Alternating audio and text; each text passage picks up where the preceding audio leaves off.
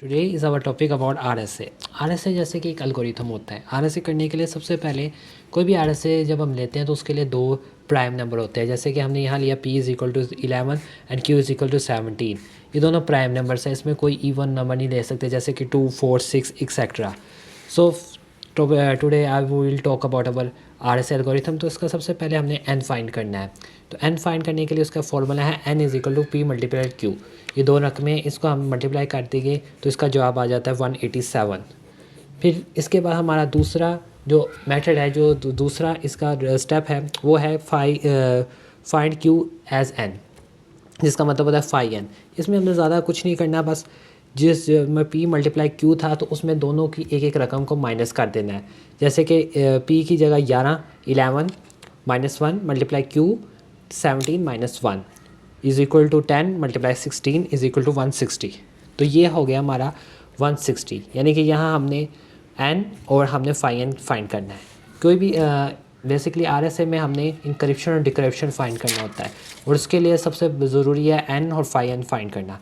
Phi n और n find करने के बाद अब हमारा तीसरा जो सबसे अहम चीज़ है वो करना है जीसीडी इन दोनों का फाइंड, जैसे कि जो कि E is equal to find करना पड़ता है। तो ई किस तरह फाइंड करता है? ई फाइंड करने के लिए हमारे पास दो स्टेटमेंट्स होते हैं, दो तरीके होते हैं। एक जो फर्स्ट ऑफ ऑल के जीसीडी के E dot comma phi N is equal to 1 is equal to 1 हो, या E is greater than E 1, या E is has pi 5 is greater than और लेस द इक्वल दैन। तो इसके लिए हम इज्यूम कर लेते हैं ई इज़ इक्वल टू 7। क्यों? क्योंकि जो हमारा फाई एन है वो है 160। इसके लिए बहुत ज़रूरी है कि इसका फैक्टर ना आए। मिसाल के तौर पे यहाँ हम 20 नहीं रख सकते, 160 के फैक्टर पे नहीं जाता, यानी कि यहाँ हम 2 नहीं रख सकते, 20 नहीं रख सकते, कोई भी ऐसी रकम नहीं हम रख सकते जो कि 160 के फैक्टर बना देता है। जैसे इसमें 2 नहीं लिख सकते, लेकिन हम 7 को एज्यूम कर लेते हैं कि ई इज़ इक्वल टू 7 है। तो ये हमारा जीसीडी हो गया ई 7 और 160।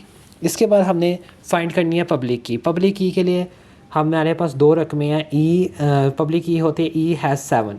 ई हमने फाइंड किया है 7 और एन हमारे पास है 187। तो ये हो गया हमारा पब्लिक की भी हमने फाइंड कर लिया। अब इसके बाद हमने फाइंड करना है इंक्रिप्शन एंड डिक्रिप्शन। उसके लिए फॉर्मूला ये है E D is equal to 1 mod Q has N. हालांकि हम पीछे देख चुके हैं कि ई इज़ इक्वल टू 7 और डी इज़ इक्वल टू, क्योंकि हमने पीछे कहीं डी फाइंड नहीं किया तो डी को हमने एज्यूम कर लेना है ऐसे ही एज इट इज़ देयर। जैसे 1 मोड 160, तो 1 मोड 160 जो ये 7 है ये इधर आ गया, तो 1 mod 160 is equal to 7 mod 160, जो कि इसकी जवाब बन जाएगा 23। फिर उसके बाद हमने इसका इंक्रिप्शन फाइंड करना है। इंक्रिप्शन फाइंड करने का वो ये फॉर्मूला है सी, जिसका मतलब होता है cipher test is equal to M E mod N. तो m हमने पहले फाइंड नहीं किया हुआ, तो हमने एज्यूम कर लेते हैं कि m जो है वो 5 के इक्वल है। m 5 है और e जो है वो हमारे पास 7 है, तो मोड 187।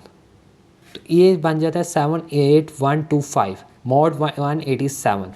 अब ये बहुत बड़ी रकम है जो कि हम जैसे कि हम डेफिनेटली नहीं सॉल्व कर सकते, तो इसके लिए हम इसको कैलकुलेट करने से पहले इसको तोड़ेंगे डिफरेंट हिस्सों में। तो फिर जब हम, क्योंकि